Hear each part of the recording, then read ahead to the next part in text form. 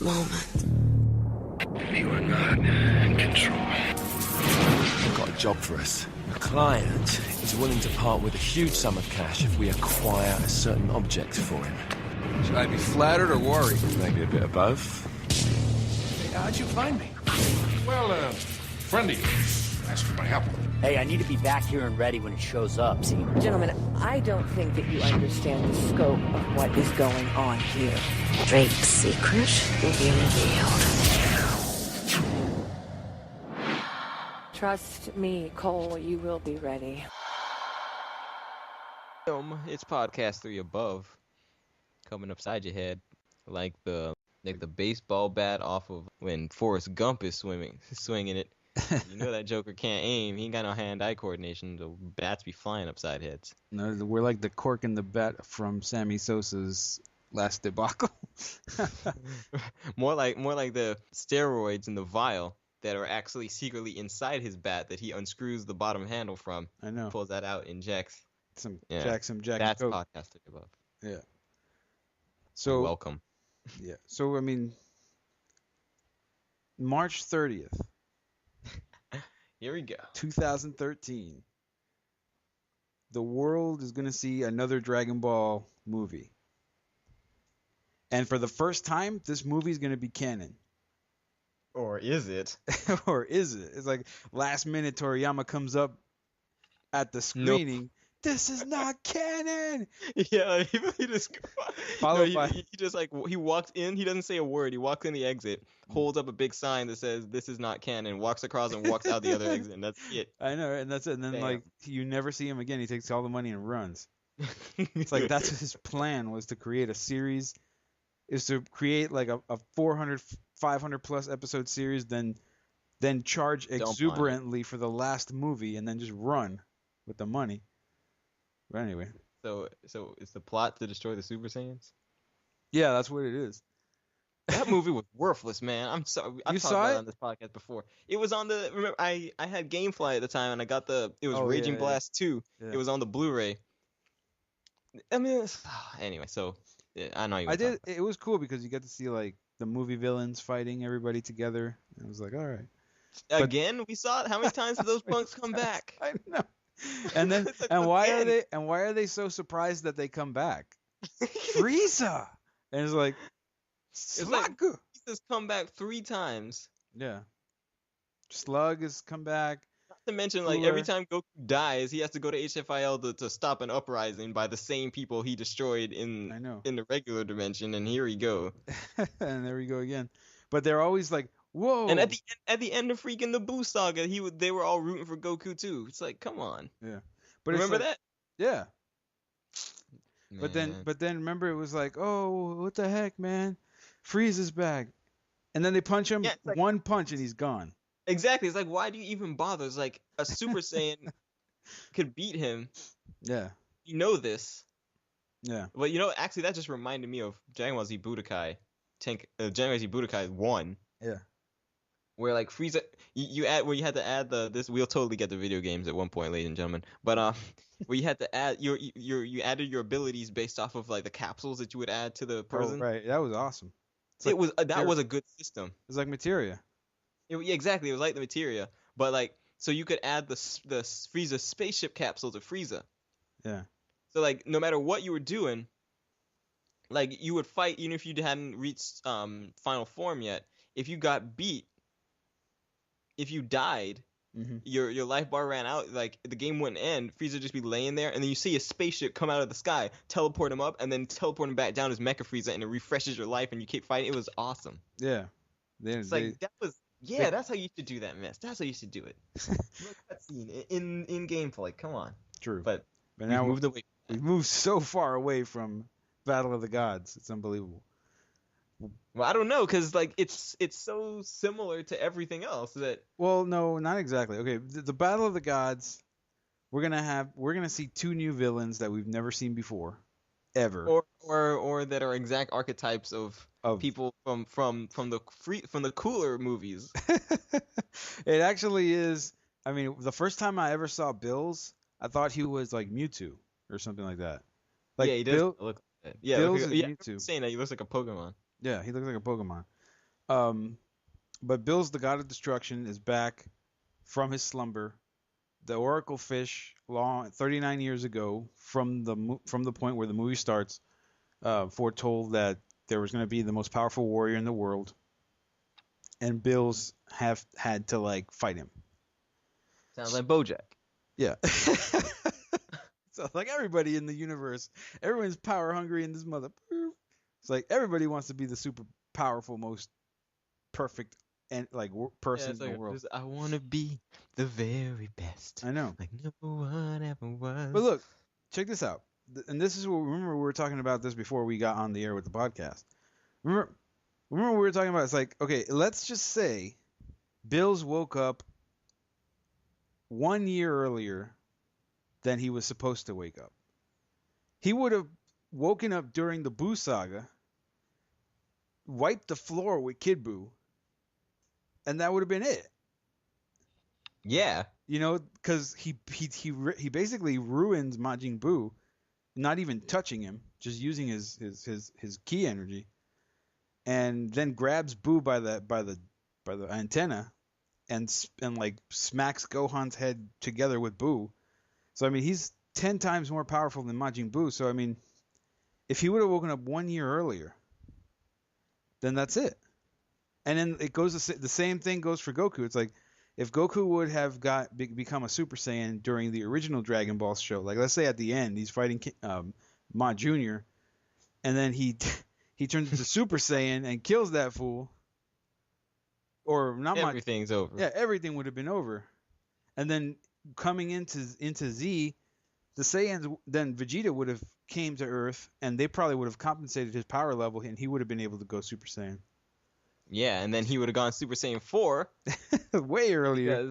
Because apparently you can go Super Saiyan 4 if you go Ozaru in Super Saiyan. Yeah. And can maintain control of your mind. Right.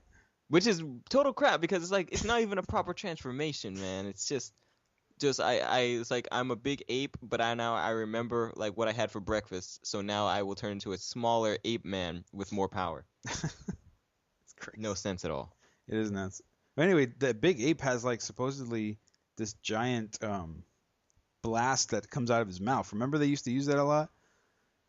It was supposed to be a big, huge like ki blast that came out of his mouth. Yeah, but Nappa used to do that in like his semi-human form too, but yeah. And so did Piccolo. Yeah. But yeah, I mean, like, I don't know what that was all about. That was just like something. Yeah. To show something. This shows. Here's this to show you. But yeah, Battle of the Gods. Battle of the Gods comes in, and now there's a new form. It's Super Saiyan God. And to achieve Super Saiyan God, you need 6 pure-hearted Saiyans to transfer their energy into one Saiyan, and then he becomes a form more powerful than Super Saiyan 3. But like, what's yet to be seen is that if Goku needs to go Super Saiyan 3, and then get the power transferred to him to ascend to the next level, or if he could just do it in his regular state. And if he can just do it in his regular state, then it's not an actual transformation from 1, 2, and 3 to 4. It's actually a different route. Right, it's a different form of normal, because he's not if that's the case, if he doesn't transform into a Super Saiyan, then you can't call it Super Saiyan. No. And so it's more reminiscent towards like the Lord Slug movie. Super Saiyan. And yeah, the false Super Saiyan that Goku turned into with red hair and like no eyes. He just had like white looking eyes. Yeah. Yeah, he was just like insane with hate. So I mean, did he go Super Saiyan God there? Is that game even coming out? What? What? Insane. Oh my God! And there's the madness, and that game's not coming out. Guillermo del Toro, man. Guillermo del Toro with Insane. Then you got Alice's Madness, or from American McGee. We're gonna talk about that Joker later. Yeah. And going back to Dragon Ball, it's like, did Goku go Super Saiyan God when he was fighting Slug? Like, can we have an answer? Like, yes or no? Right, what is that? And then what is, well, of course not, because, no one transferred power to him. No. And what about, Super Kaioken? Right. That looks exactly like that too. Mm-hmm. Unless it's totally different, and we have yet to see it. I mean, I know what happens throughout the whole story thanks to Sheehan. Sheehan's little Spoilers. The man information handler. can't keep his. I don't know what's up with that. Don't spoil stuff for people like that. Don't do it. It's not cool. I mean, they might come, into your house in the small hours and, put like a bat upside your head. What And then write anime graffiti all over your walls and on the street in front of your house. what they'll do is what I'm gonna do is I'm gonna take a bottle of like Jack Daniels and shove it down his throat, and then while it's in his throat, I'm gonna take a bat to his neck, and just like break And it. smash the glass in your mouth That is horrific. and light a match. I know, and that's horrific, man. Well, just because he got to spoil my Dragon Ball. He'll end up like Silva in Skyfall. That's horrible. But okay, like unless it's different, if it's different, and then you see, we'll see it. We'll see if it's different. I know there's a heck of a lot. It's a 2-hour movie supposedly, and I mean, it best not be a like 54-minute movie because Yeah, that would stink. I'm gonna, do something there in that theater. It's not gonna be nice. They're gonna take me away. More or less Pee Wee Herman reminiscent type stuff, but Dang. poor Paul Rubens. But anyway, yeah, but I don't know. I really am hopeful. I hope this movie kicks off a new series, which is most likely to happen. And if it does kick off another saga, I mean, there's plenty more that they can create and invent. It's just taken this long to come up with a good story for Dragon Ball, which is kind of lame, I think, because there's everything has been done already in Dragon Ball. And I know that there are other ways that they could go about making new stories. Exactly. I'm actually surprised they didn't reboot the entire series because everybody seems to be doing that. Yeah. It's like it was a reboot Tomb Raider, reboot, Psycho with this Bates Motel series that they've started. It's like everything's getting a redo. Well, redoing Star Trek, redoing Star Wars essentially now. Well, in a sense, they're not. In a sense, it's like we've already seen so many Dragon Ball reboots through games. Every single game that we've ever played from Dragon Ball has essentially been a reboot of Dragon Ball. Same story, different angles, different ways of approaching a story. You could play as Raditz through the Frieza saga, through all these things. Raditz ascends Super Saiyan 4. All that stupid stuff. It's already been done. Every single little angle has been done. Heck, even the Game Boy game, the Supersonic Warriors for Game Boy Advance, that thing has been that has like so many different little Dragon Balls like stories and how things could have happened and how things could have ended up. What they need to do, and they attempted a bit to do it in the last game in that Ultimate Tenkaichi, which sucked because of the battle system was terrible. But they need to just give you like the Dragon Ball Z stories, give you character creation, allowing you to create your characters like they did in that last game. But then let the story play out Mass Effect style based off of choices and stuff, and let you create your own Dragon Ball Z story for like 4 sagas, and then like load up those events online and let other people play your story. That'd be awesome. Play, create, share, jokers.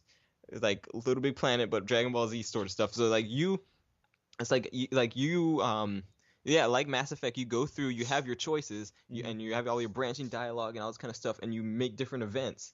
And like there's like 25 villains potential, 20 let's say like 20 potential villains. Right. That could do stuff, and depending on your actions, you trigger like a rivalry or a vendetta from one of those villains, and they start to like work behind the scenes to get back at you. Right. And like so as you're going through like what may be the main branch of the story, you come back to like after one saga and you've got like a Dr. Gero type person who has gone through all this trouble of making, other androids or powering themselves up or doing stuff like that to try and get back at you, and that becomes part of your story, but even though it's not part of the original story from the game. So you go through that, and like you through it's almost like an RPG of of playing through like in the Dragon Ball saga of it, you would make your choices. Those choices then affect other stuff Yeah, later on. because people there, like allies you make there, will help you. If you could align yourself with a villain at one point, he might help you out later. So like kind of like how in the middle of Goku getting his behind whooped by 19, Vegeta comes in and saves him. Well, like because you helped a villain like in the last saga, even though he's a villain, he might send support for you in the middle of a fight or something. Right.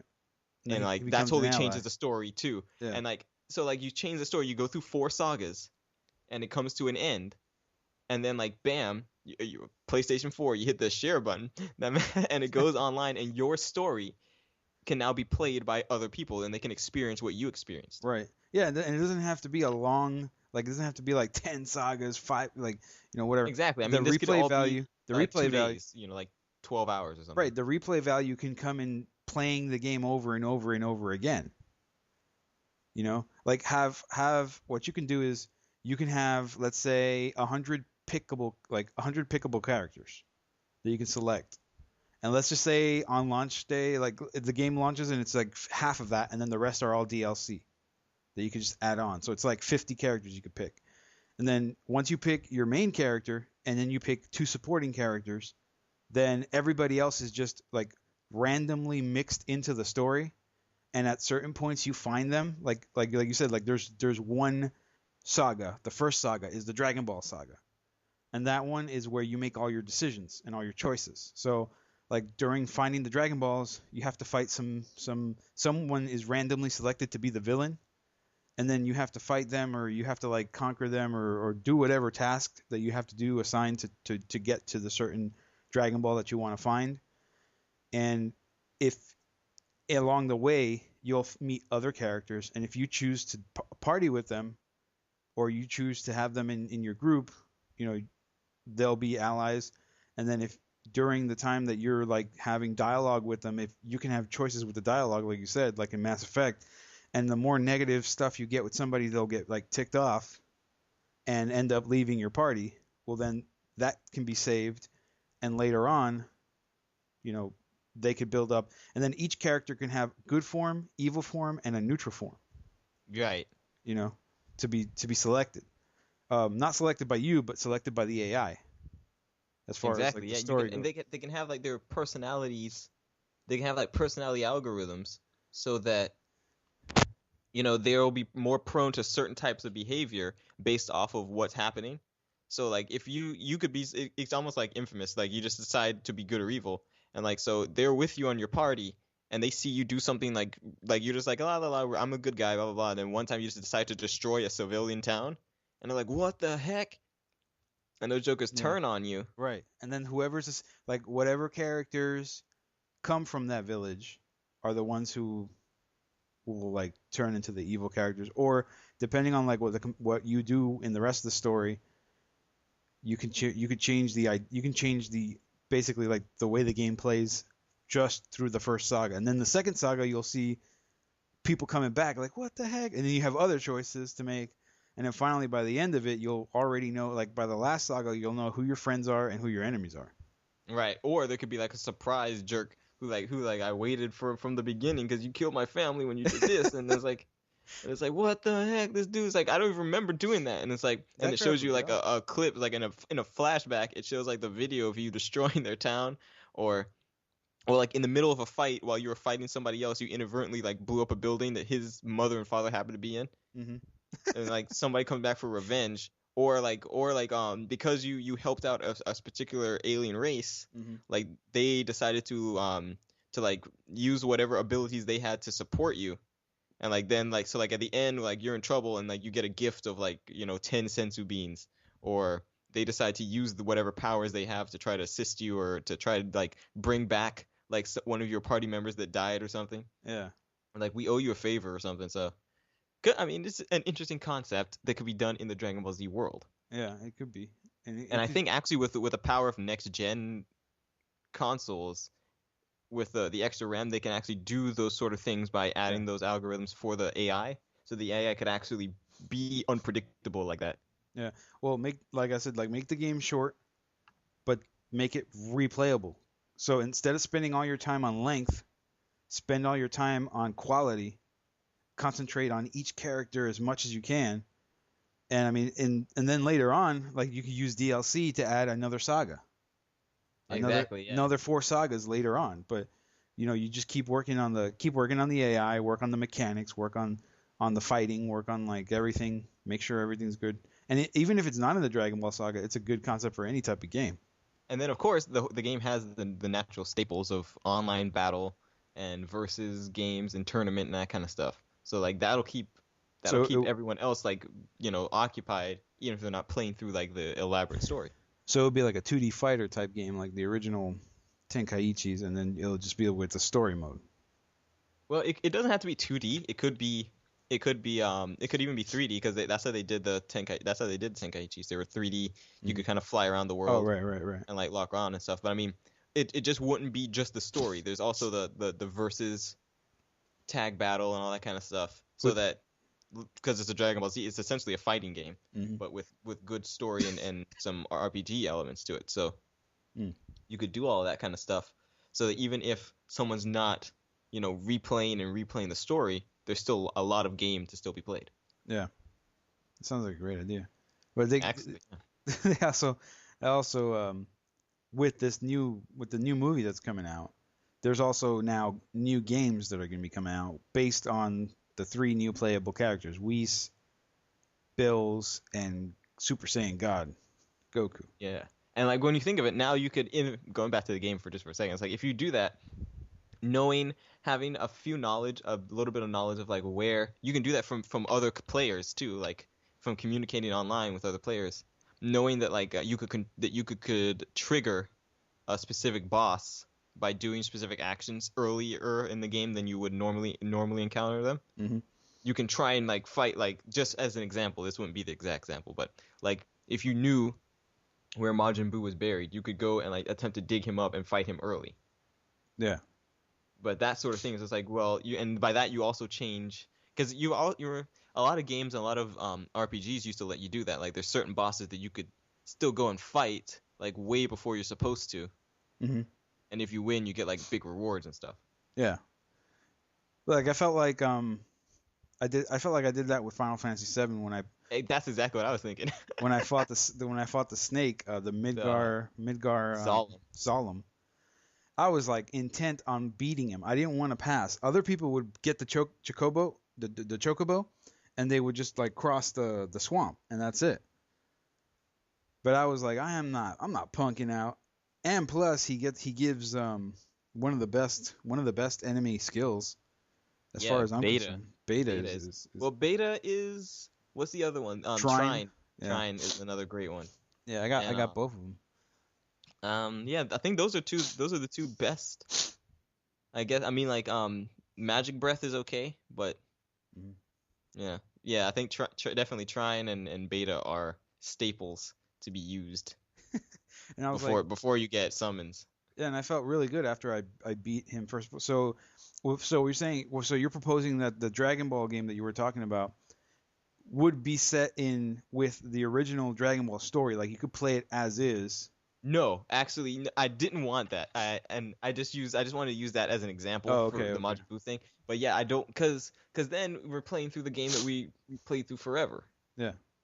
But I mean, there could be like as the last DLC at the end of the game. It's like you can play through the original and then it'll be fresh and we'll be like, all right, fine. Well, then you could play through the original, but then you can pick just like the random game. You can pick who you want to be.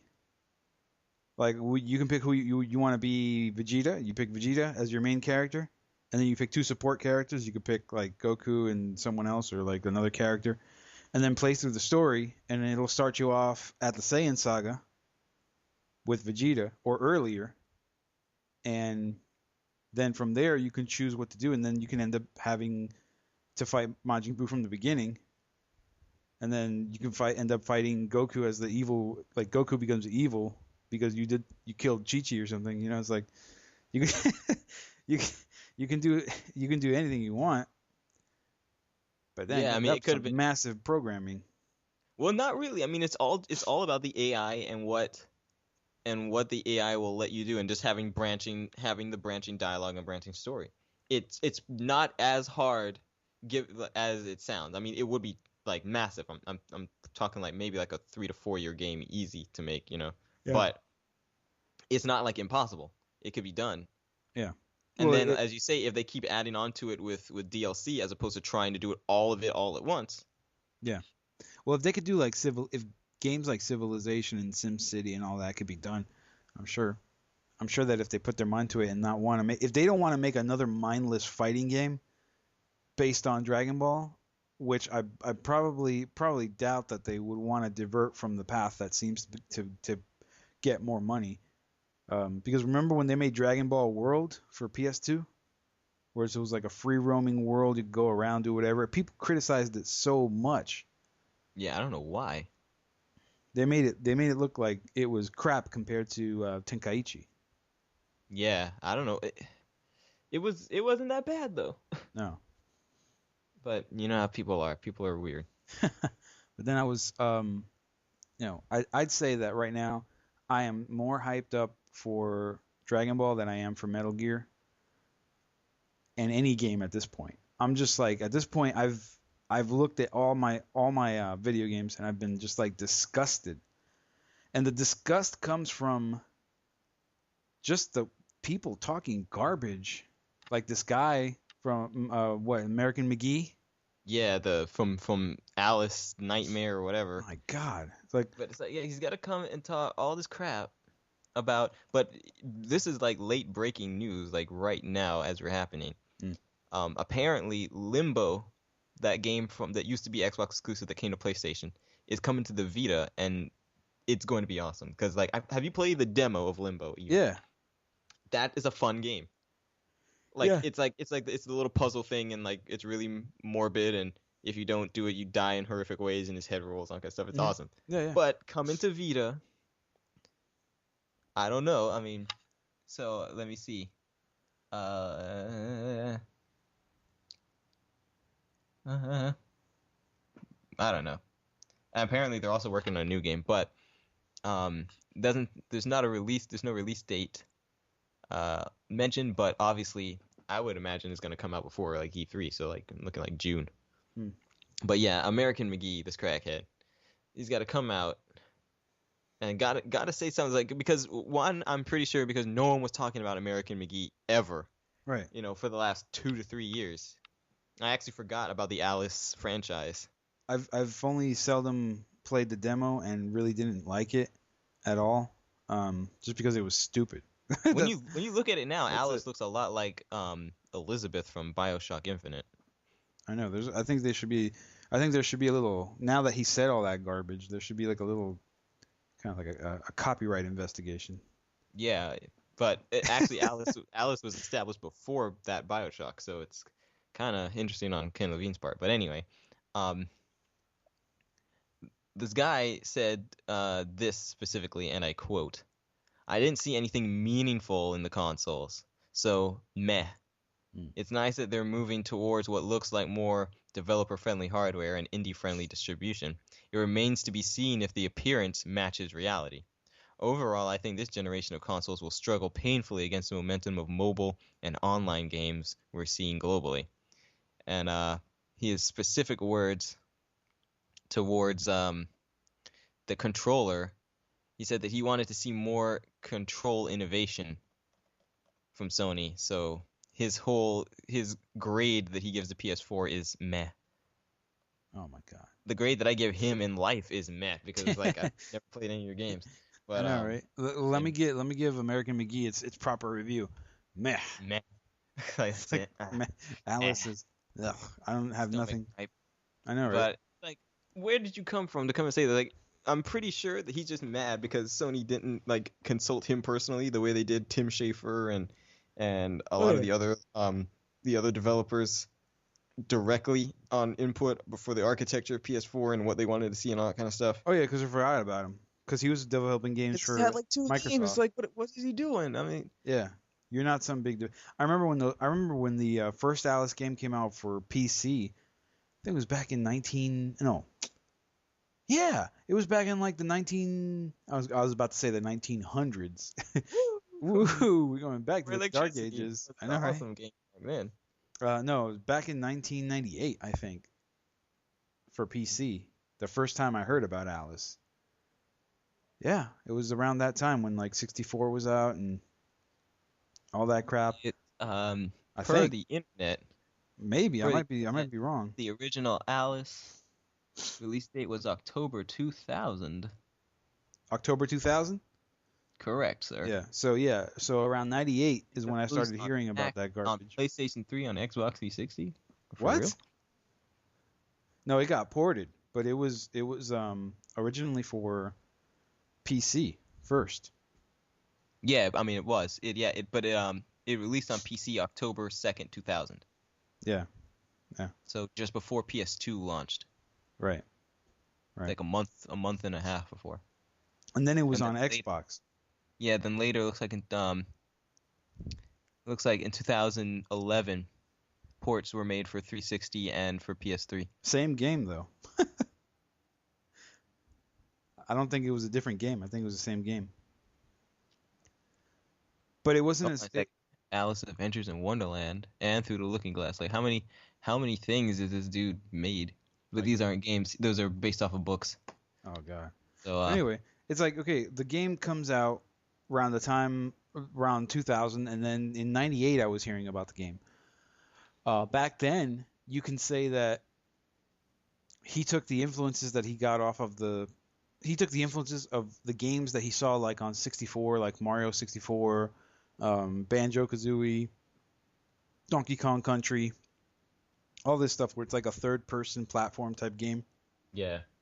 And that was not popular back then. What was popular back then was more like 2D side scrollers and first person shooters. That was like the big boom, like Doom, Heretic, all this crap. Not much has changed. No, not really. Apparently. No, not really. Apparently, no, not much has changed. But now there's a new genre, which is the third person. Now it's been perfected with the third person platformer, like Uncharted, Tomb Raider, and all that crap. Well, Tomb Raider coming out on PS1, that was revolutionary at the time. Yeah. And it was kind of like, whoa, okay. But the more first person shooters there were, like Half-Life and Counter-Strike and Battlefield and like all these Medal of Honor series that came out for PS1.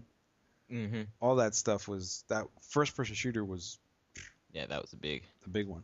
It always is. But anyway, with this stupid guy, I just stopped wanting my desire is to not play again. And then Kojima doing his stupid stuff with that game, like no one cares.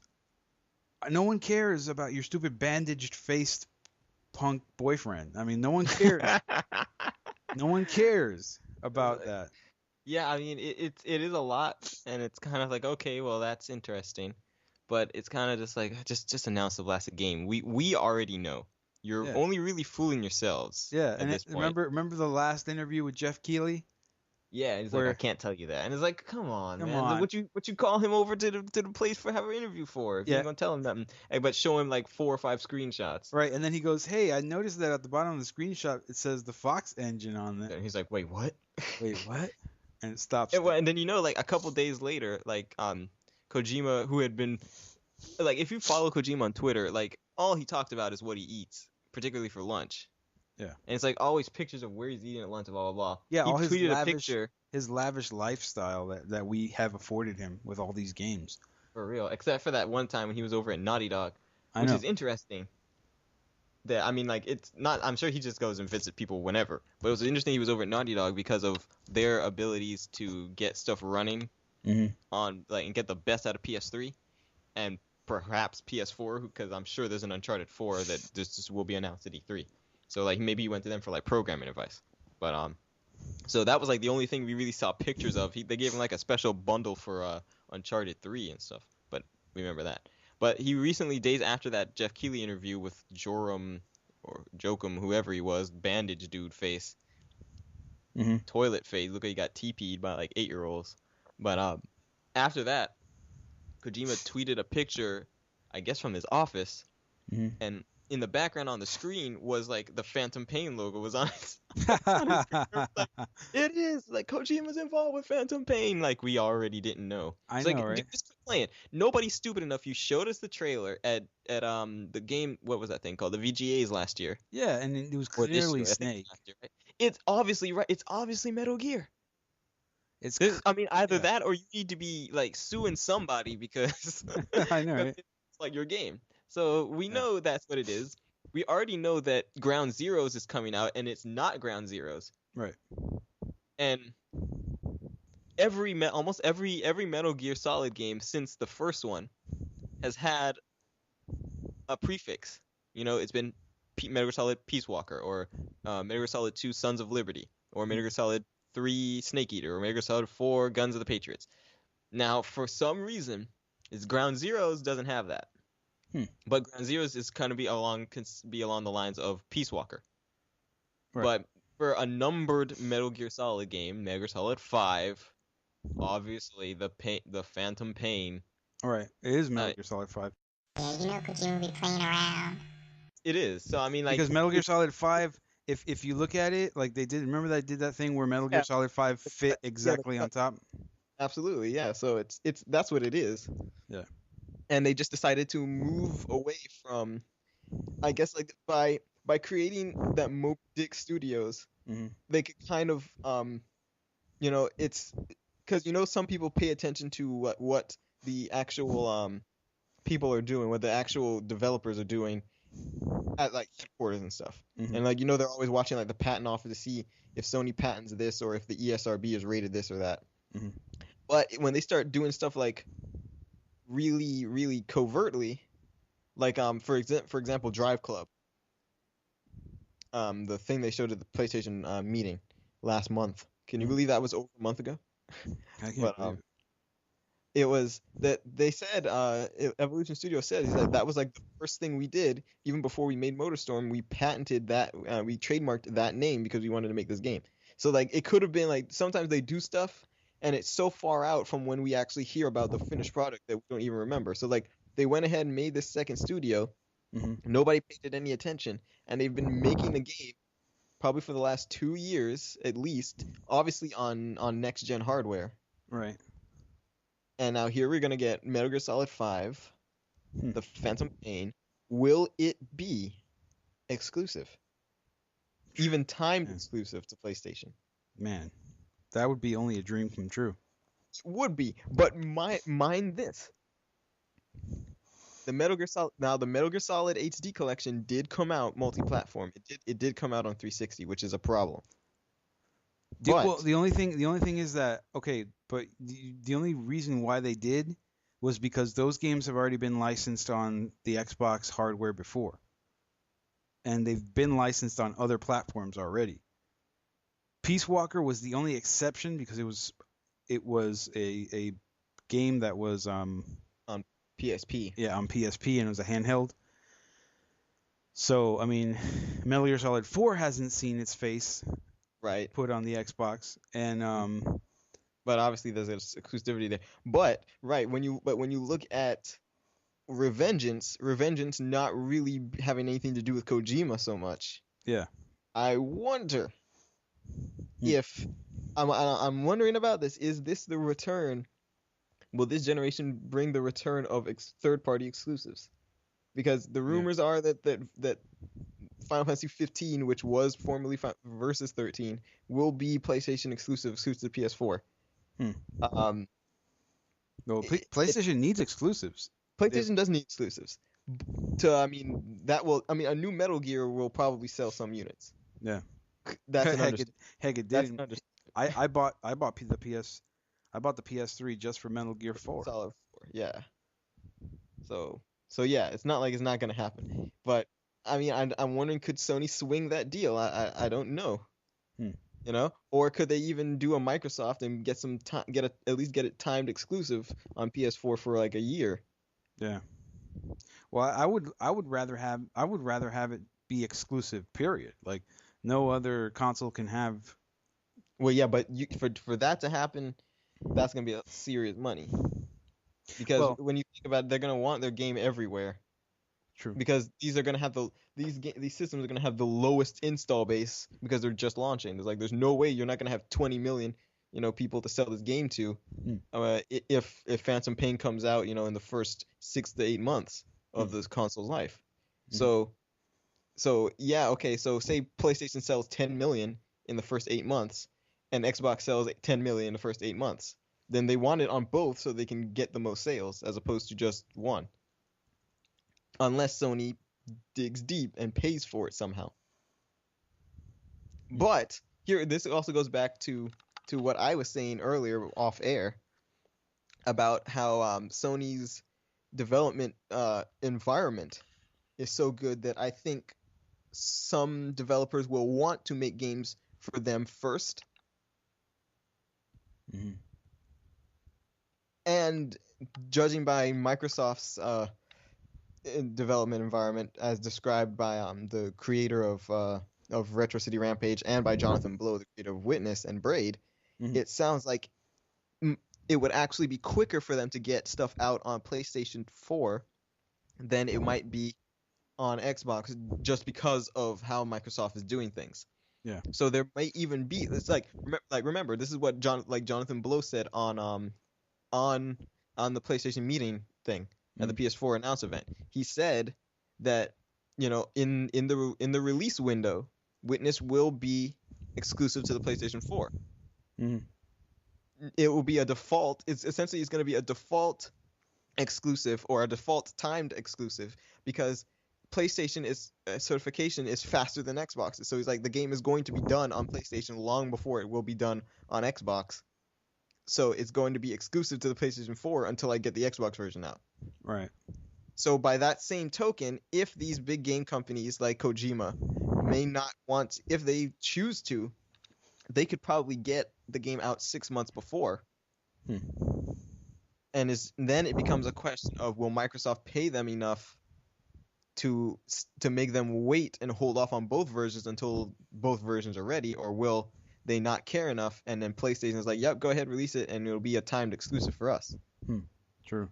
Well, one thing is that Microsoft has doomed themselves with Kinect, and I think we want to think about how difficult it's going to be to program for the new Xbox. Could you imagine if you had to program for the new Xbox with Kinect in mind? It seems like you may have to program for the new PlayStation with their camera peripheral in mind too, to a degree. But like that, if you ask me, I don't think that would be a problem. I don't know, even probably on both sides, because the easiest thing for that I would think is that internally Microsoft and Sony would just make development tools almost like a implementation kit for those peripherals, so that it's not like, well, okay, here's a dev kit and then here's this thing and figure out what to do with it. Or more so, it's like, all right, well, if you want to add this, pay an extra $5,000 onto your dev kit, and then you get like the setup tool for the camera stuff, and then you just kind of go in and set up the camera for certain things and add it to triggers and all that kind of stuff, and it would make it easier.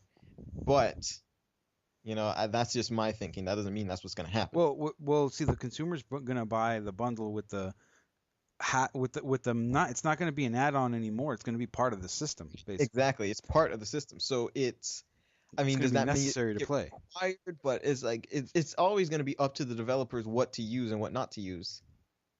Yeah. For their game. So, but I don't know. It's like the problem with Microsoft is that they're going to push Kinect 2 or whatever they're going to call it. Call it Kinect to you. I don't know what they're going to call it. To your behind. Real. So you're gonna see, and I don't know how they're gonna. They're not trying to. I guess they're not trying to sell the new Xbox as a video game thing. They're trying to sell it as a media entertainment hub. But I think that the time for that is gone. Yeah. Because it's just it's not gonna do anything that more important that your TV or your existing cable box or satellite box already don't do. Yeah. So much that you're going to say, okay, I'm going to stop using my DirecTV and my Comcast or my Time Warner cable and get rid of them and replace it with an Xbox. That's what they want you to do. Yeah, but who's gonna do that? That's like Microsoft fanboys. I mean, who's gonna? And I don't even think they'll do it, but I'll get back to that in a second. It's like, who's gonna come here and say, look, all that stuff you can do already? Well, I've got one box that's going to kind of do most of it. So I want you to get rid of all the $1,200 worth of equipment you already own, replace it with this $400 one. And I mean, that sounds great, but it's not gonna work. No. Because no one's gonna. It's like nobody, no matter what they want to say about TV and what the next Xbox is gonna do, there's rumors it's gonna be it's gonna function like a set-top box. Powered by the god-awful Windows 8, no doubt. Probably, yeah, actually. But it's like, okay, we live in a real world. There's no way we're gonna get cable content or satellite TV content or movies for free. So, I mean, Comcast is not gonna let you watch cable, and DirecTV and Dish are not gonna let you watch satellite without having a subscription to them. So, what does that mean? That means you're gonna instead of having DirecTV right now and watching on your TV, that means you have to buy another $400 device for this Xbox, pay an Xbox Live subscription to go through and get the content that you already have because you're already paying for DirecTV. Because there's no way you're going to be able to get TV stations or any kind of content like that a la carte and just buy it one-on-one, because that will totally undermine those businesses, and they're just not going to let you have their content for free like that unless you're paying an exorbitant price. So it's the same thing with HBO Go. You can't use HBO Go unless you already have an HBO subscription through your cable or satellite, which defeats the purpose, except, I mean, that you can watch HBO on the go if you have to. But it's like, you're already paying for it. So it's not like anything new. It's not like, oh man, I can now, because I've got HBO Go, I can replace my cable. No, you still have to have it. And I think that's what's going to happen with them. On the second point, I don't think Xbox fanboys are going to embrace this thing that much at all, because they are not focusing on games, and Xbox fans want to play Halo, and more Halo. Right. And they're probably going to, I mean, they have to have Halo. And that's why they're in such a bad position, if you ask me, because they just came out with Halo 4 last year. Like last year, November or something, or October. So like, what are you going to do at the end of this year? You're going to launch with another Halo game, the seventh in the series? Or, I mean, or are you going to do, you don't have Bungie to come up with something new that's going to be exclusive anyway. Destiny is going to be on everything. So what are you going to do? It's like Microsoft has, I saw an article on IGN's Xbox page that listing like Microsoft's internal devs. They have like 8 of them. One of them isn't really an exclusive. They're really a third party. They just said they're going to make this one game that's exclusive, so they're counting that. But they don't have the studios to compete with Sony. They just don't. That's not a fanboy bias. That is the truth. They don't have enough studios to compete with an Uncharted game, a new reboot of God of War, which is possibly rumored, Killzone, Infamous, The Last Guardian, which I am bloody near sure is going to be on PS4, or Gran Turismo, which probably is going to be on PS4 as well, and PS3, or Quantic Dream because Quantic Dream has already been working on a PS4 game, aside that's not Destiny. I mean, that's not Beyond. I mean, okay, you can name off a new Forza game, a new Gears of War, even though Gears of War Judgment just came out like last month or this month. Right. A new Halo, even though that just came out, the last Halo just came out in October, November of last year. A new Fable, maybe, even though Peter Molyneux is not exclusive to them anymore. And what else are they known for? That's it, kind of. I mean, that's 4 games right there. Now, 4 games that could sell well, but what else? That's 4 games as compared to I think I mentioned 7 from Sony just there.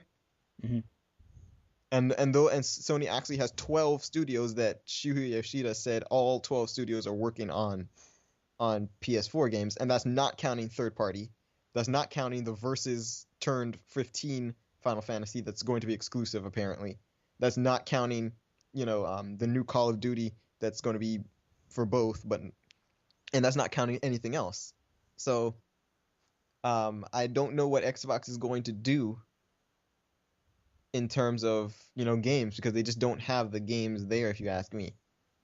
Or they don't have this, not even they don't have the established franchises, because they could come up with new IPs. They don't have the I forgot about Knack.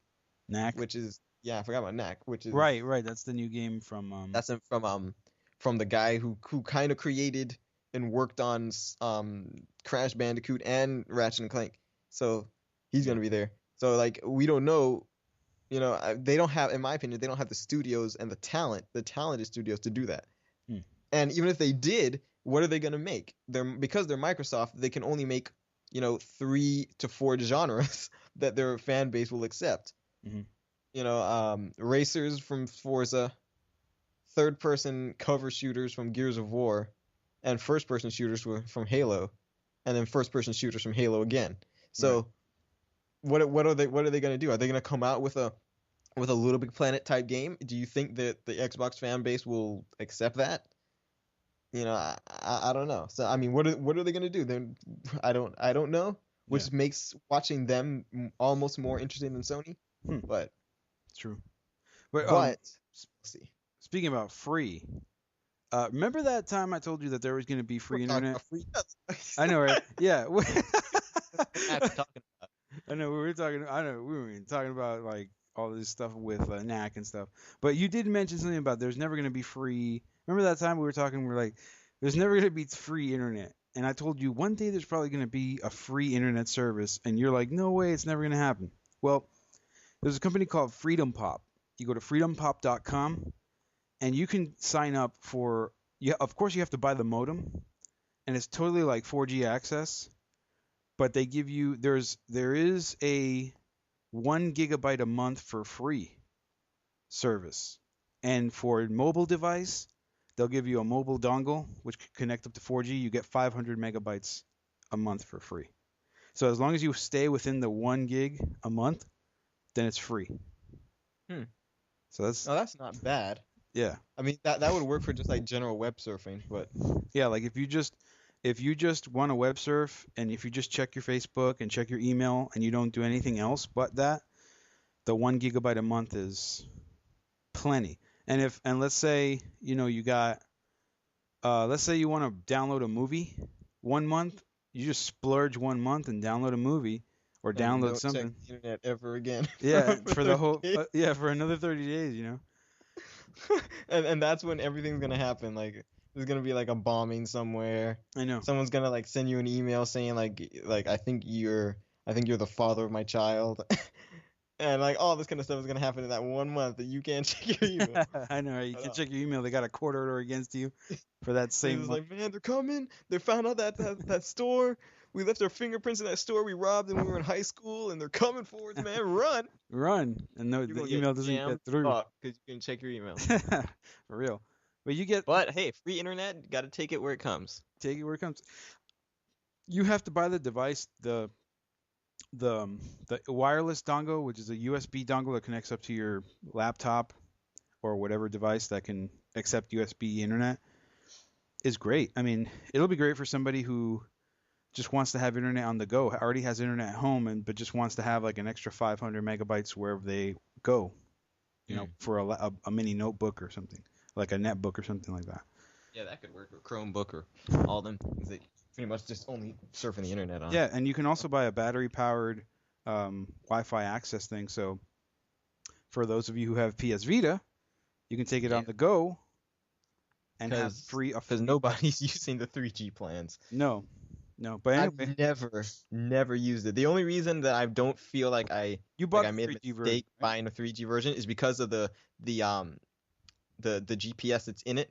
Makes Nier and a whole bunch of other stuff, and you get the maps application and stuff, and it works like directly because you got the GPS. It gives you like very accurate, directions and placing. It makes because Nier you actually can't. It's hard and nearly impossible to use Nier without the GPS because you have the Wi-Fi access point that you're using would have to have been loaded onto Sky, whatever the thing is that it uses. and the address has to be already preloaded there. And if it's not, you have to go to a website and register it yourself to make that Wi-Fi access point, have a connected address and coordinates to it so that you could use Near. Mm-hmm. So unless your Wi-Fi access point is already loaded up there, then Near is pretty much useless to you. Mm-hmm. Yeah. As is the Maps application. But if you have the GPS, it works even without the Wi-Fi. Yeah. Right. So I don't entirely regret it because I've used Near and I've used even in Ecolibrium, Mm-hmm. there's like a little function where you can capture animals, you can capture creatures Mm-hmm. that get left out, and you just have to like walk. You have to walk out, like sometimes they're like 110 meters away from you. So I've actually had to like go into the bush doing like monster hunting and find to capture them and get it. Oh, you can walk in Equilibrium? Yeah. Like when there's a little section where like it's like a beast is detected, so you literally walk and it's giving you like a sonar thing, and it tells you how many meters until you get close enough to it, and then when you get close enough to the beast, you can capture it. What? I didn't know that. I've only played Equilibrium sitting down, so I mean, I'm not like walking. So I can just like take Equilibrium and have like when it's in planet mode where you're like watching all the wildlife and stuff, and you can walk the planet. I haven't. No, I have not been. I think I've tried that, and I don't think you can walk the planet. Mm. It would make sense that you could though, because like there's only like one view. So I just haven't tried that. But I know in there's a little section of it where it detects animals in your area. It's like, oh, there's a creature in your area, and you can go there even if you're off of the not in the game. Is like there's a little section where the little robo thing will come up. It looks like Wall-E. It'll come up and you press its back, and then it'll give you the little sonar thing, and you follow it to find where the animal is. Hmm. So I've actually had to like go in the bushes at night. I probably shouldn't have been, and go and find it, but hey, so that was really cool. That's awesome. Yeah, it's not a bad game. It's just that and the only problem I have with the game is that it's kind of a little unforgiving, in that you have to figure out the precise way to beat the challenges, and if you don't beat the challenges, you can't get the plant life that you need to expand your ecosystem, because like you can buy like however many certain type of trees that are available automatically, but unless you get the other trees that have the higher capacity to increase moisture and increase minerals and replace the existing trees with those, you'll max out the ecosystem's plant capacity, and right. then but the problem is that the capacity of the animals is far further than that, so that as the animals continue to reproduce, they'll actually eat up more vegetation and minerals and use up more moisture than you can put into the environment with the base plants that you have, and then you have a problem because your animals will start dying off. So you have to do the challenges to eventually get the plants that will have the increased capacity, but the challenges are like too hard. I mean, they aren't impossible to do, but they're not easy to do, and because they take so long, like they're like over a period of 24 to 48 hours that you have to reach these certain conditions, and sometimes you can't reach the condition until the last hour. So if you're not going to be home all the time, so if you're not there within the certain period that you need to be to check and make whatever changes in the environment before like the predators go on a hunt and kill all your animals, then you'll continue to fail the challenges over and over. And what would only take should only take like 2 days could take you well over a week just to complete one challenge, if you're not like, because sometimes like stuff will happen.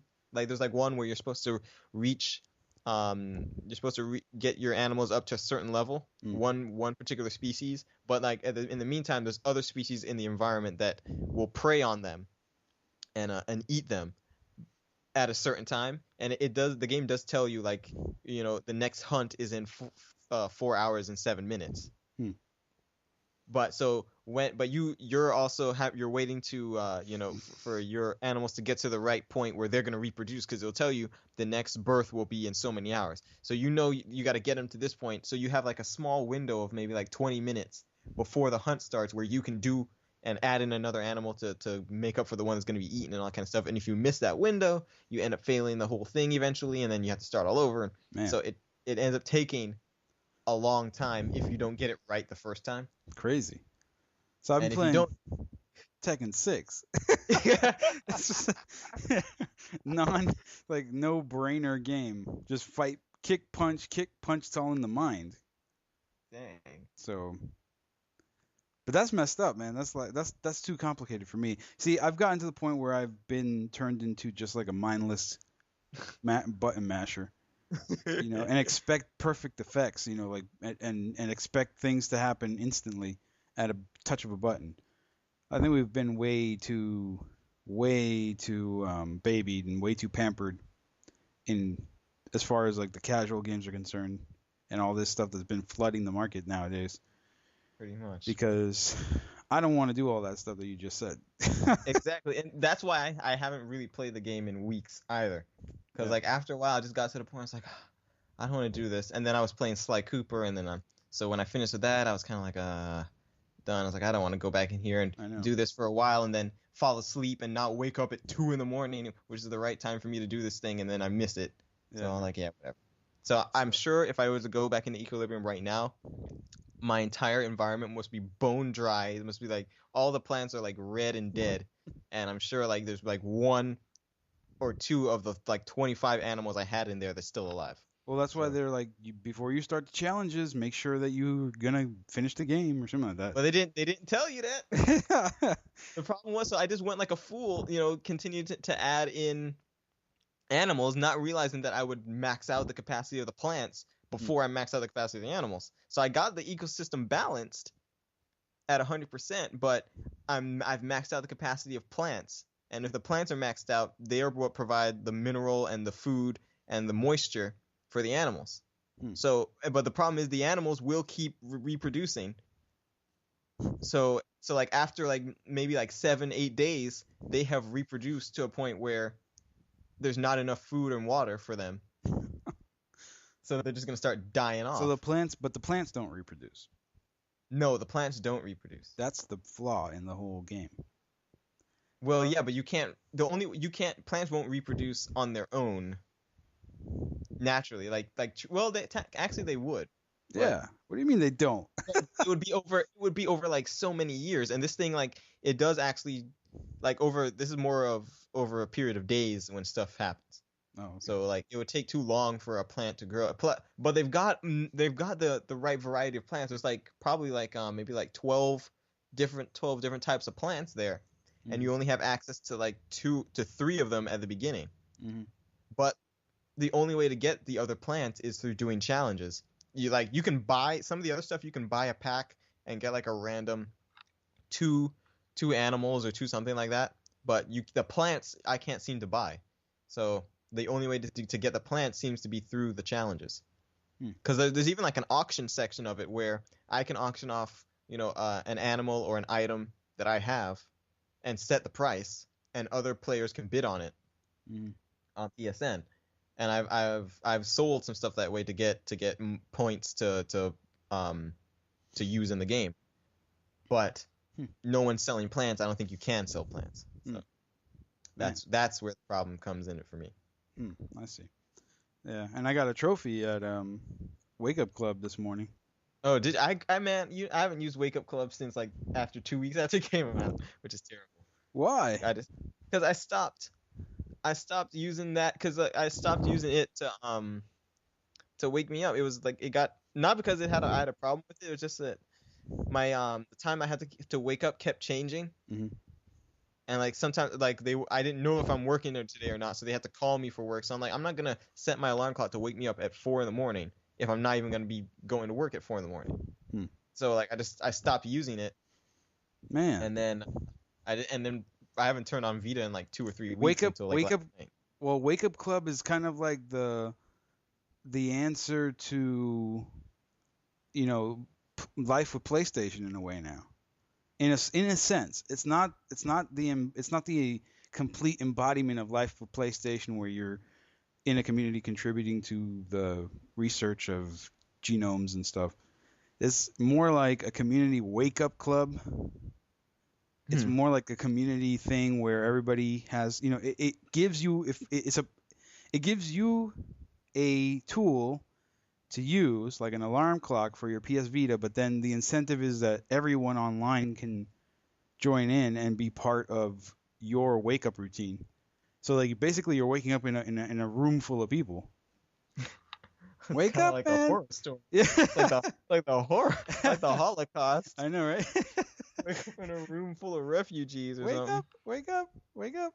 Good morning, good morning. Boom, boom, boom, boom. Time for the gas chamber, y'all. For real. Yes. Down. It's like strip down. It's like everybody wakes up together, and then you get trophies, and then it shows like that you failed to wake up in the morning. Yeah, it was funny because you could tell. Yeah, because like looking at the comments on Vita, it's like, oh yeah, haha, Shane didn't wake up this morning. Like, haha, jerk. Yeah, and it's a cool little thing. I mean, something that you can get involved with, and that's one of the things I like about PlayStation is that they'll come up with these little apps that just make actually life with PlayStation. Like you live with your device. Yeah. We do that every day. I live with my computer. I live with my laptop. They sleep in my room basically. So instead of just being that sleep time and that time where I'm not using them, they're just basically dormant and there's nothing that's going on. So if you can make an app that turns your laptop into an alarm clock or into a clock radio or something, I mean, then you can use it around the clock and it's not like there's no downtime. You're always using it. So might as well, it's like you're sleeping in a room with 5 people who don't want to do nothing. Might as well give somebody a job. Dang. Wake me up in the morning. You know? It's like Wow. So I think Bigotry at its finest, ladies and gentlemen. Yeah. But ladies and ovens. So I mean, ladies in ovens, because there's a bun in the oven, ladies. Not whoa. Whoa, a little too personal there, man. So But, yeah, Final Fantasy X is coming. I don't know anything about this game because I did not play 10 or 10-2. Neither did you, to my understanding. No. But it's coming to Vita and PS3. The PS3 disc has 10 and 10-2 on it. Vita, you'll have to buy 10. Hour and 12 warning. Yeah. So even though the entire podcast isn't an hour and 12 though. But nevertheless, so all this stuff is coming out. There's also rumors that Jack and Daxter, well, it's not even a rumor. The ESRB rated the Jack and Daxter collection for Vita, so that pretty much guarantees it's coming out. So for those who didn't play Jack and Daxter on PS3, you can play it on your Vita. I mean, that can't be too bad. I mean, it's probably only gonna be like $40, maybe $30. What would suck is for the 3 games. It would. Well, it's all 3 games together, right? I hope it's not like they're not really. Yeah, it's all 3 of them. Well, they're gonna do some digital download stuff where they'll separate them, I bet. All right, man. Before we go, I gotta talk about this because that's pissed me off. I went number 1, ladies and gentlemen. Podcast 3 Above is on YouTube, so search for Podcast 3 Above on YouTube. The individual 11 3 Above is the YouTube username. Also send us tweets at 3 Above on Twitter and emails at 3above@gmail.com. But I was getting ready to play some PlayStation All-Stars Battle Royale on Vita to record some gameplay footage. And there was another 800 and something megabyte update for it for the Vita version. What? This is the 3rd update. Literally, I can't download this update because there is no more space on my memory card. Oh my god. Now I went back and found the original PlayStation blog post that had like the when All Stars first came out back last year to see what the file size was. It was 1.3 gigabytes. Holy smoke. The current file size right now without this latest update is 2.2 gigabytes. Man. So you add in this next 800 gigs, you reach somewhere around 3.1 gigabytes for this game. And it's like I'm like, what are they changing? What's the well, they're changing some of the stats for the characters. Some of them are balancing it out. Yeah, they're balancing some people out. They added in the first update they added stability and did some other stuff. In the second update they added the 2 new characters, Cat from Gravity Rush, Emmett from Starhawk, and they added a new stage. Now the stage, you don't actually get to play the stage in single player unless you buy it for $1.99, but it has to be loaded in there anyway because it will randomly show up if you play it on multiplayer, which means much like Capcom, you've already downloaded the DLC, but you have to pay for the unlock code. Oh my goodness, I can't believe they're pulling that one. Right, so that's on the second update, and now this third update is adding Isaac Clarke from Dead Space and Zeus from God of War, and another battle stage, and a heck of a lot more fixes, like more fixes to almost every character. But I don't care. I bought this game at 1.3 gigs. Look, right now Vita memory card space on Vita is at a premium. Everybody knows this, especially if you got PlayStation Plus. I don't, but for people who do. Right. So it's like I've downloaded one game, but that one game is now a whole 1.5 gigs more than it was when I first downloaded. Right, and they never announced that it was going to be that big. Right, and it's like, why is that? Is it that big on PS3? Like, I think on PS3 it's only like 200 something MB. On Vita it's 800. But nevertheless, so it's like now the game is still playable without downloading the update. But it's kind of like, this is why I wanted to buy the daggone thing on the game card, because what's supposed to happen is that the game card is supposed to be up to 4 gigs. The game takes up however much space it does, and the rest of the space, when you download the update, it goes to the game card and not on your hard drive. But because you sure about that? You sure Yes. about that? It rewrites the game card? Yeah, it writes onto the game card. Because that's what it does for Golden Abyss too. Because right now my save on Golden Abyss is like 30 something MB, and the actual full game is like 4 gigs. Well, it's not going to download. It's not going to a full game update like that is not going to be downloaded onto the game card. I'm pretty sure. Yeah, it could, and it's done it. It's done it before on Golden Abyss already. Because Golden Abyss is at like version 1.12 or something, and every time I've done that download, it doesn't increase the save file on my actual Vita hard drive, and that's the only thing for Golden Abyss that's on my Vita hard drive. The rest of it goes directly to the game card, and they said that's what the game cards were going to do back in the day before Vita even launched. Okay. So it's like, but the problem was they did cross buy, so you buy the PS3. So I switched my pre-order from the Vita version to the PS3 version, got the PS3 version, downloaded Vita version for free. Great, but now it wants to fill up my memory card with one game, because they keep doing updates, and they've only added 4 characters. They're going to add more characters and more stages, and that's just going to keep filling up. And right now you got a maximum capacity if you buy the most expensive memory card of 32 gigs. I had the same problem with Sly Cooper. Sly Cooper on Vita was 3.7 gigabytes. It's like I literally could not fit that because I'm still using a 4 gig card.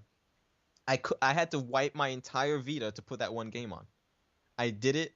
I played it, beat through the story, and of course, if you sync it, you get the trophies twice, so that was the good thing. Did it, and then took it off and put my other games back because I wanted to play my other games. Right. So, I mean, they need to do something about the Vita memory system situation. They need to not only drop the price of the memory cards, but increase the blasted memory to 128 gigs at least, because it's just not enough space. Yeah. Yeah, you're right. I mean, it's also the memory cards are too expensive, and they should have never been that expensive. They should have never been that expensive. And all they could have done to solve that problem was to just make it a bloody SD card, a regular SD card. Why do they have to go proprietary on the memory cards? I know it's the whole pirating thing and all that kind of stuff. But it's stupid, but you can pirate out. They'll soon sell those cards out. They'll soon sell those cards for cameras, and then for camera memory cards, and then somebody's gonna end up getting it anyway and becoming a pirate no matter what. Exactly, and it's like I think they kept the memory cards at the price because that was like their way to make up money off of Vita. Yeah, they're through its accessories. They'll through the accessories that are actually required, pretty much. Yeah. Except for like the few people, because you could buy the memory cards some of them came with the 4 gig memory cards just as a starter and stuff. But Yeah. you still ended up paying for it. It was $20, and that $20 was for the most part tacked on. But I mean, they've got to just, if they're gonna keep it as they're gonna have to keep it as proprietary memory cards, because they can't, like, they could, if they wanted to, release a Vita 2.2000 and then make that use micro SD cards, standard ones. Yeah, well, But, well, like, okay, then you'll just screw over everybody else. look at the price of a 64 gigabyte micro or a mini SD. It's not even the price of a 32 gig Yeah. Vita. It's No. like, it's like what? Maybe like, how much is? I mean, you can get a 32 gig micro SD card for about $30. Yeah, for $30. So I'm imagining, I think it's like somewhere between 50 and 60 for yeah, a 64 gig. Whereas on Vita, that's the same price for a 16 gig. yeah. So I mean, you can think about how much money they're making simply because the technology has already reached to the point where it's dead cheap. And It's got to be. I mean, yeah. I mean, obviously, there's something proprietary about it. Maybe it's data compressor. There's something special that's going on there that sets it's it apart from it. the only thing special is the shape of the card. That's it.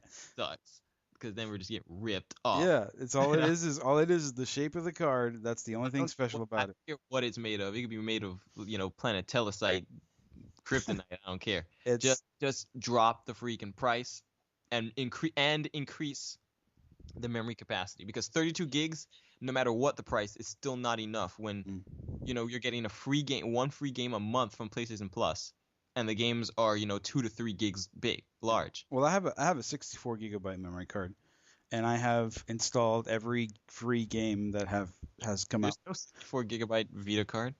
No, I'm sorry, 32. Okay, I'm like, what the heck? Yeah, right. I would have paid like $1,000 for it. Probably. No, I got a 32 gigabyte memory card, and I've been able to download every single game that has come off of PlayStation Plus. So I mean, well, yeah. like what? So I'm saying, like, but you don't have All Stars yet. So it's like, but I mean, like, what happens is that's all fine and good to initially download them, but when those games start getting patched once a month with 800 megabyte patches, you start running out of space. Right. Not to mention, if you have any music on your system, like me and Shien do. Yeah, I don't. Because like Shien, he's got Bluetooth headphones, and he puts his Vita on his music on random, and just like as he's going through the day, it's just playing music as he's walking on the street, taking the bus, and all that kind of stuff, which is cool. But then, I've had to take off some of my music. Well, no, I put it all back when I restored the Vita. But when you got music on there. If you have any videos on there, God forbid, I took mine off because I just don't use it that much. Cause yeah, if you're watching any movies on that thing, you need a 32 gigabyte memory card. And in 32 gigabyte memory card still won't be enough. Who downloads movies from PlayStation Network? I don't know. Does anybody? I did one once, but like 4 years ago. I can't even remember what the movie was. I don't even browse that section of the store. No, neither do I. And I don't care because I have Hulu, and I watch all of the shows like on Hulu. It's like, but I'm guessing it's not just on PSN though, because it's also part of it's the Sony Entertainment Network. So like I guess from phones and tablets and stuff. Well, wait a minute. Blu-rays, it's also the movies are available. Wait a minute. What happened to Hulu coming to Vita? It ain't come out yet, but it's supposed to be. Probably like at E3 they'll be like, and it's available now. Go get it now before it ends. For real. Goodness. But yeah, I mean, even 32 gigs is not going to be enough over the long run when you start downloading. Because imagine this: if the average Vita game is 2 gigs, and there's a new game every month on PlayStation Plus. That means after the first year, there are 12 games at 2 gigs each. That's 24 gigs. All right. So that's 24 gigs after 1 year that's just filled up already. And then if any of those games do updates, that's 24 of your 32 gigs already gone. And that's 1 year. Like Vita's only been out for a year now. And PlayStation Plus has only been on it for a few months. So imagine this time next year, 32 gigs will be full regardless. Right. They're going to have to just do something because I mean, we love playing Vita games. The Vita's a great system. I like it. And there's some games I want to download and I want to upload and I want to update. But I cannot because Check I do chat. not have. I already have. That's why I'm keep going. I know. But I just do not have the space to play these games on my toilet. And so ends the podcast. Now I'm going to have to edit that. Thanks. But the problem is, if they don't increase that memory card space, Vita will become 100% useless. Now, this is why I had actually vowed in the beginning, when Vita came out, to myself that I would buy all my games on the memory card and not the digital version, because I knew this was going to be a problem. But little did I know Sony was going to entice us all with cross-buy, where I buy the Sly Cooper game, I buy the PlayStation All-Stars game, I buy the Ratchet & Clank game, and get the Vita versions for free as a download. I didn't know they were going to do that, so obviously I'm going to download those. And those games are fun, and I would like to play them. In fact, Sly Cooper on Vita is actually very good. Still has the frame rate issues and problems stuff that the main game does, and of course the main game looks so much better on PS3, but that's beside the point. So, I end up using up space that I was not intending to use. And then when you get free games like Ecolibrium, free stuff like not Retro City. What's that thing called? The Jetpack Joyride, and other games that are free that have trophies. I want to download those. I can't plan for that. So they're just gonna have to bring out something to increase these memory problem. I mean, even with the cloud's not gonna do it. They're gonna have to just give us larger capacity memory cards. Right. I'm saying 128. Whatever happened to that whole thing about the cloud gaming? That's coming still with Gaikai. Gaikai's doing that, but cloud gaming ain't. The problem is, with Gaikai you can do it on a console, but you can't. It's not. I don't know, on a handheld. Mm-hmm. It'll work, and with Gaikai's integration, they show that it's gonna work, but it's not gonna be launch PS4 sort of stuff. It's gonna be another 2 or 3 years. Yeah. So I mean, it's not a viable. It's not, to me. It's not really much of a viable option unless you've done like Sony and purchased a place like Gaikai, because how is Microsoft or Nintendo just gonna front money for so much server space to give everybody 2 or 3 gigs of cloud save data? I mean, just not gonna happen when you got millions and millions of customers. So memory storage is gonna be a problem. I don't think, honestly, this is not gonna be a problem on PS4 though, because it's sounding to me like they're gonna be like there's gonna be like terabytes and terabytes in these hard drives. Yeah, well, I don't know how many. Did they show how many terabytes are going to be in the PS4, or they haven't released that? They did not talk about storage space, storage capacity. But given the fact that they're saying all games will be downloadable and the games will be 40 to 50 gig Blu-ray discs, it can't be they can't give you a 500 gig hard drive, 10 games and you're done. So. Yeah. And then they're also talking about the share button where you can share the video instantly to the internet. Obviously, that's also going to go to your hard drive too. Yeah, because your hard drive has to just post a video and not have it on my hard drive. No, but your hard drive is also going to need to record the data, and then you have to sift through it. So the hard drive will have to be at least 2 terabytes. I figure there should be there's going to be like 3 and 5 terabyte versions would be my. That would be it. I mean, there should be like a baseline model of a 1 terabyte model. I think it'll be even larger than that. Well, 1 terabyte translates to 980 something gigabytes. Right. I'm thinking it's gonna be that's why I say 3 and 5, because there's they're gonna want you to have that kind of space to be able to just do all kind of crap, and it'll also kind of justify whatever $400 price point they come at. But I'm saying I'm thinking 3 to 5 terabytes possible for both of them. Well, and if the 360, if the new 360 or the new 720, whatever it's called, if that's gonna have if that machine is gonna have to rip games from the CD back onto the hard drive, then that's gonna be insanity. Yeah, that thing's gonna have to have like a billion gigabytes, Yeah, it's gonna have to be It's gonna have to be like 5 terabytes. Yep. To be able to start 6 storing terabytes. all games on the hard drive. Mm-hmm. Yeah. So look forward to the future, where like the power consumption of these systems are gonna go. I know, right? Remember when the last generation came out and everyone was like, "Oh my God, I played my 360 and my girlfriend almost killed me." Yeah, I remember that. Man. It's because Oh my God. it It was so overblown, man. It was- Honestly, like but the original ones were power suckers though. yeah, it was. I I mean, mean, when I played Versus, the Dreams.